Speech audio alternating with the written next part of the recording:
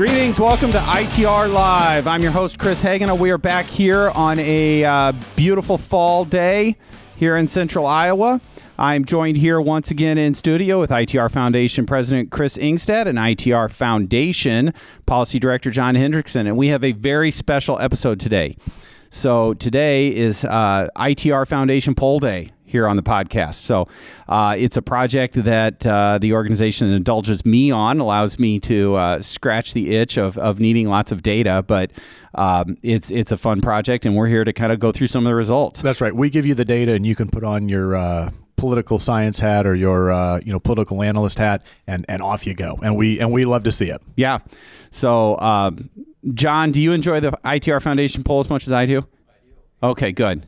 All right. Well, good. Well, what's really exciting is some of the results, and we could have some funny story or intro question, but I think we should just dive right into this data today. So this is the fourth time that we have conducted this poll, and our first one was last October, so a year ago right now, and then we were in the field in February and July, right after the Dobbs decision. Mm-hmm. And now here we are 4 to 5 weeks out from the general election with what will be our last survey before the general election. Probably. If you really get an itch, we may do a quick hitter or something. Okay, well, I just found out that there's more room in the budget for polling. That's great. There we go. So anyway, I think the big theme here is that the overall ballot in Iowa has returned to where it was in some of the earlier iterations of our survey. It has gotten a few points more Republican, more conservative than it was in July post-Dobbs. And, that's evidenced by, I think the two top-line numbers that indicate that right off the bat are the generic congressional ballot, which asks sort of the question, not with any names on it, and we ask it sort of at the front end of the survey, that if you were forced to vote today for Congress, would you vote for the Republican candidate or the Democrat candidate? And that number increased in our poll is now plus 17 for Republicans. That's statewide. That's right, statewide, all four congressional districts. And we tried to get a sample size in each of those congressional districts that was roughly equal across the state, right? Right. It's roughly, we have 600 respondents in our survey, and that's the amount we need in order to have statistically significant, reliable results. And so we can't really break it down by congressional district, but we know that on average, Iowans, 55% of Iowans, 56% of Iowans are inclined to vote for a Republican for the United States Congress, and 39% are ready to vote for a Democrat for Congress. Now, I'm going to add a little bit of color on that, is that having been through multiple cycles on the ballot myself and looking at a lot of data, internal and external data, this is, at this number, at this level, this is the strongest political environment for Republicans in generations. So it's hard to really, I guess, put an exact label on that, but it is a very, very good year to be a Republican on the ballot in the state of Iowa, full stop. That's right. Clearly. Right. Do you want to talk about the other sort of headline number that we pulled there? Because I've got some thoughts about that kind of dovetail to that. But why don't you talk about the other headline? Well, I think the other big number is where Governor Reynolds stands in this poll. She has been with a healthy double-digit lead, no matter which version of the poll we have done. But she is now up 21 points, which is a big number. That is more than I think. She won by 3 points in 2018 for comparison. So, and her opponent, Deidre DeGier, is still largely unknown by Iowa voters. 39% of people have never even heard of her.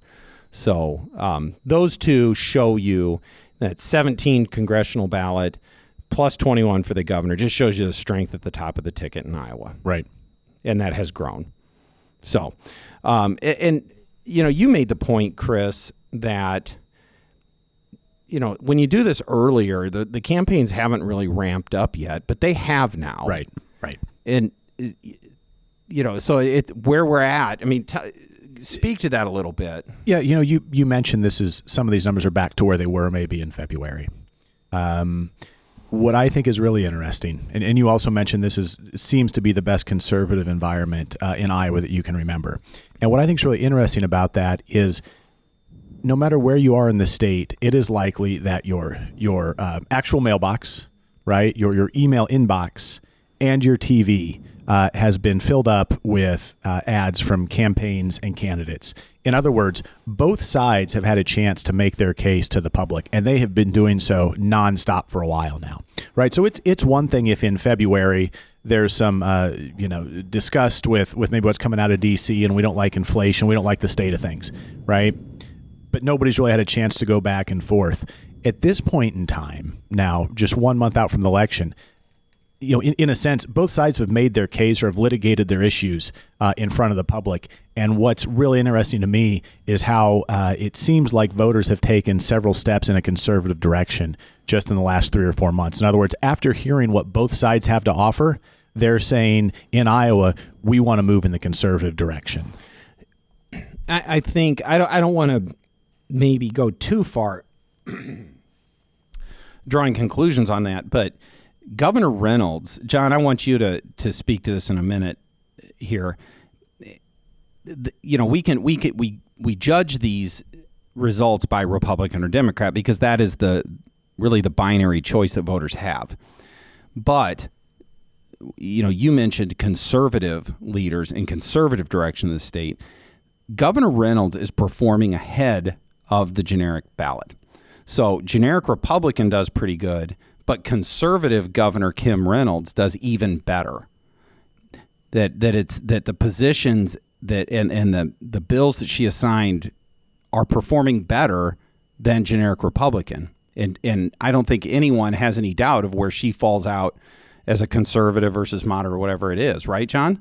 I would agree with that. I mean, she has demonstrated that she's willing to not only advance really good fiscal conservative policies, but I think even more importantly, she has been a champion for the traditional values that most Iowans believe in.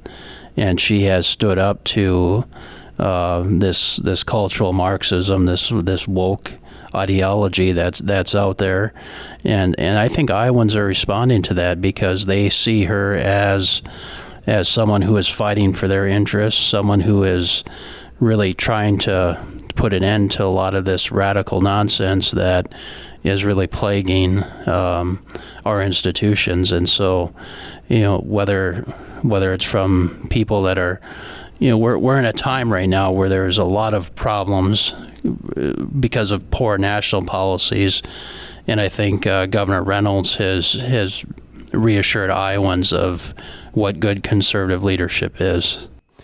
Yeah, I think that often, to piggyback on that idea, the conventional wisdom is that you need to temper your positions and moderate in order to win elections. That you don't go too far, don't do too much, don't rock the boat. And yet here we are, where at the top of the ticket, the standard bearer for politics in Iowa, Governor Reynolds, as a principled conservative with a record of leadership and accomplishment of these issues, is overperforming the generic Republican. And I think that's significant. And she resonates with people. I mean, you see her interact at different events, and she connects well with people. And I think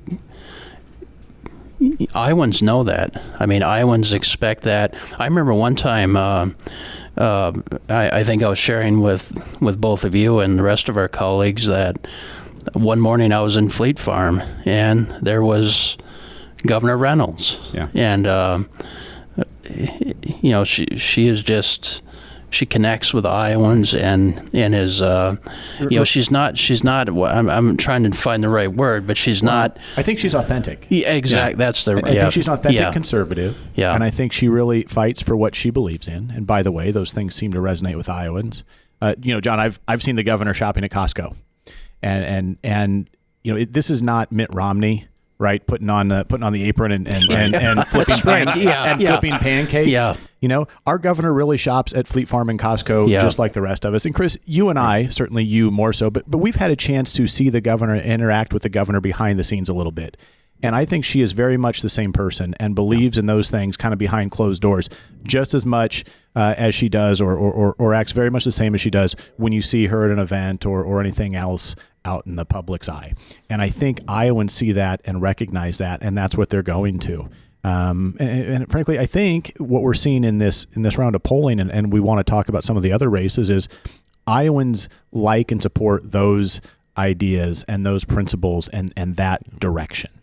Chris, can I just ask you a question before we get into the numbers? Yeah. Can you tell the listeners that this is a scientific poll, that it's not a push poll, that this is actually done by an independent? So I mean, I think that's important. No, I think that's a good point that I could have led off with, but I don't know that poll methodology is really, it excites people, but we use a firm called Cygnal Research, which is one of the leading polling outfits in the country, and they work with Republicans, although their data is highly regarded across the political spectrum. So it's scientifically sound. I'm a fan of the website 538.com, which is Nate Silver, who's does some things to analyze data, but he's a Democrat. And he has pollster ratings based on their performance. And Cygnal is one of the highest rated national pollsters at 538, a Democrat election website. So I have a great deal of confidence in it. And here in Iowa, the other gold standard survey is the Des Moines Register's Iowa poll done by Ann Seltzer. And in July, our numbers were very much in line with the Des Moines Register Seltzer poll. So these are numbers that I personally have a great deal of confidence in. I think they're reliable. And no poll is perfect. They are all snapshots in time of where things are at. And they have margins of error, but you can spot trends and you can see where things are at more or less. And so that's where we're at with this poll. I think that's a good aside. I do want to click through some of the other numbers that we found in the survey because they're, up and down, they're pretty good. So some of the other statewide races that we tested was the U.S. Senate race with Chuck Grassley, and he improved his standing. He was up 8 in our July polls, now up 14 over Mike Franken, and that's a significant number. No matter what it looks like for a Grassley campaign months away from the election, Iowans just continue to keep coming around to Senator Grassley like clockwork. Yep, Chuck Grassley does the work. He gets out and meets people. If you haven't ever met Chuck Grassley as an Iowan, that's really more on you than it is on him. And he, the whole idea that Grassley works is, that resonates for a reason. And so Chuck Grassley looks like he's also on his way to a big win. We tested a couple of the down ballot races. We tested the Attorney General's race and the Secretary of Agriculture race, and the longest serving Democrat incumbent in the state is Attorney General Tom Miller. And Brenna Bird is in our poll up 3 points on Tom Miller, which, one of the things you can look at the top lines on this and say, okay, well, Brenna's ahead. But it's also important to point out that now you have a long-standing incumbent in Tom Miller with very high name ID who still has yet to get out of the mid-40s on any one of our races. And he's on TV. Yes. He is running ads. Both on TV. And so I think that's significant when an incumbent that people are aware of and they know of can't get to 50%. That's a real danger sign. But obviously the AG's race is a very competitive race. The Secretary of Agriculture race, Mike Naig, the incumbent, is up 20 points over Democrat John Norwood. That looks like that will be a healthy win down the road for Secretary Naig. We also, I think it's kind of, we've always asked this question, but the approval rating of President Biden in Iowa. And President Biden remains very unfavorable. He is 30 points underwater. 34% of Iowans approve or have a favorable opinion of Joe Biden. 64% have an unfavorable opinion. And that actually is larger with independent voters. So 29% of independent voters have a favorable opinion of Joe Biden. 69% of independents have an unfavorable view of him, and that factors into this generic ballot that we talked about earlier. Sure, it does. Is that Iowans just simply are not supportive of Democrats and the liberal agenda, especially what's coming out of Washington, D.C. Shifting gears a little bit, we do ask some policy, some issue questions, and we talked about this conservative governance thing that comes out of it. So I wanted to touch on some of the things that we tested there. The important one at the outset is, what is your most important issue? And we have talked on this podcast repeatedly about Iowa's fiscal health, the state of our economy, growing Iowa. The number one issue on the minds of voters, and this isn't just in our poll, is inflation and the cost of living. So 32% of Iowans rank that as number one. And that shouldn't surprise anyone, right? I mean, isn't that sort of our lived experience? Yes. No matter where you are on the political spectrum or what issue you like, you have no choice but to deal with inflation and these economic headwinds. Well, and it's every time, whether you're at Fleet Farm, John, or at the grocery store, or I guess Fleet Farm almost qualifies as a grocery store, but you're faced with those prices. It's the price of a gallon of gas. It's the price of that seems eggs. To be ticking back up again lately, by the way. Yeah. President Biden told us that he had fixed that problem. I feel like OPEC and the OPEC adjacent countries have said, like, we're gonna back off of that and we're gonna make some more money. Yeah. Driving in this morning, I was listening to Fox Business on the radio, and they were talking about these new surveys coming out from a couple were from Federal Reserve banks. One, I think, Federal Reserve Bank of Dallas, and I can't remember the other one, but they were talking about the impact of inflation, not just on prices, but literally because of inflation, Americans are their paychecks are just being cut as a result. And then the surveys that are coming out, we're seeing higher levels of consumer credit card debt, and then also there's a sense of people are more pessimistic about their economic future, not being able to afford a house, not even to be able to do things. People are living in the real world. That's right. Because they're faced with these costs every day. But it's a direct result of this inflation, and I think it's showing that in the polls. This is what people are concerned about. When it comes to issues in elections, it often comes back to the overused quote by James Carville from during the Clinton years, is that it's the economy, stupid. And they would come back to that, and that's where we're at. It's about the economy. And it is more than just what you have to pay. This isn't about Iowans are inconvenienced because some of these prices have gone up, or they're inconvenienced because they can't get a certain thing. You get an anxiety about where we're really going. Is that this economic situation of growth that we've all had a chance to participate in and grow up in, is that really still there? Are we going off in a direction now? We talked about this too, about the federal deficit recently, John. Iowans and Americans are worried. And where are we going? And that's also things on the world stage, and it's oil. And so that fear, that plays into what people are saying. It's kitchen table issues. It's what is going to happen to me and my family, and who's going to help preserve these things for us.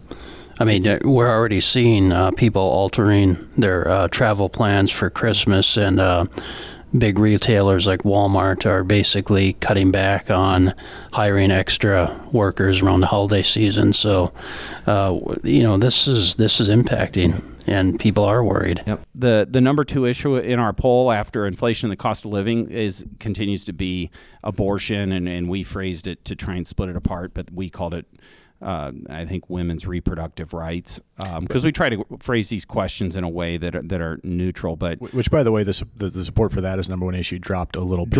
Yes. And I think you see that a lot of times. Is there will be an issue of the day for whatever reason. We understand the Dobbs decision sort of raised that in the mind of the public, but it seems to have cooled off a little bit while the economy remains the same. Yeah, we won't even address the terminology of well, and what was the terminology we saw in some campaign mailers? Because reproductive justice is what the other side's calling it now. We saw a Democrat legislative candidate in one of these battleground districts mailing base Republican voters talking about women's reproductive justice. Did I get that right? I think so.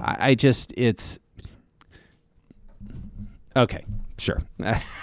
Who's out of touch with the broader swath if we're going to start calling it reproductive justice? And we can dunk on that and for a while, and that would be fun. But the fact remains is that oftentimes that doesn't resonate with Iowa families as they're trying to make ends meet. That's right.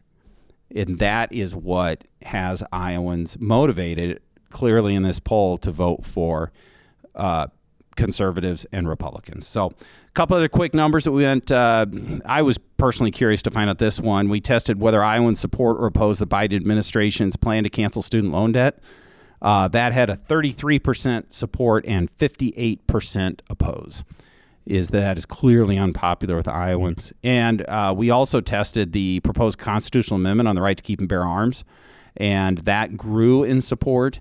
That's a 2-to-1 issue now. I mean, that's a plus 30 issue, and that ballot initiative is going to pass. And that issue is clearly drawing support from registered Democrats too. It's not just Republicans or the middle. Yes, that's right. A bigger margin among independents than among the overall electorate, and 18% of Democrats plan to vote for that. And despite it becomes gun rights, the Second Amendment become a big political issue at times. But the fact remains is that Iowans are supportive of protecting Second Amendment rights. So not really a tax issue, but yet it's an important ballot measure as well. So we will have much to say as we head into the home stretch on these elections. There's 4 weeks left, but this is a project that I'm proud of. I'm excited about. I love doing, and we'll publish this with good results, bad results, but this is where things are at in Iowa politics right now. And speaking of publishing, people can review the results and the analysis at itrfoundation.org, and I believe taxrelief.org will also have these results. We'll make soon. sure that anyone who's attuned to our websites and our social media gets plenty of information about this poll. Yeah. Check in with our family of organizations, and you can dig into these results yourself. Yep. So with that all having been said, as we sign off, thanks again to everyone. Gentlemen, thank you for coming in. And I know we could probably sit here for an hour or two going over all these results and digging through crosstabs, but we know that because that's what we've done nonstop since we got these results. That's right. No, that's what we've done here in the office. But yes, like you said, Chris, there's plenty more information. It's going to be available on the website. So go to itrfoundation.org, check it out, and we will continue to reference back to this as we make the final push into the election. So, John, Chris, thank you for being here. Thank you, listeners. Give us a 5-star review and share it with your friends. We really appreciate it. We want to get this podcast out to as many people that might be interested in the content. So with that all having been said, we will see you next time.